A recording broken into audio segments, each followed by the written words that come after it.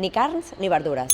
Aquí, al Mercat Municipal de Benetússer, també s'hi poden comprar llibres. I és que l'Ajuntament ha cedit un local a la llibreria Somnis de Paper, que va perdre tot el seu local a causa de la Dana. Pues jo em vaig ficar a plorar tot el que m'hi havia invertit, que no queda res. I a les 8, que jo estava a punt de terminar, sí que va escoltar una dona que deia «Ja ha llegat l'aigua, ja ha llegat l'aigua». Des de l'Ajuntament que va oferir-nos als comerços afectats poder estar en les parades que estaven lliures. Nosaltres en el mercat és un espai molt limitat, entonces així en el baix pues és on bàsicament treballem. Un desastre.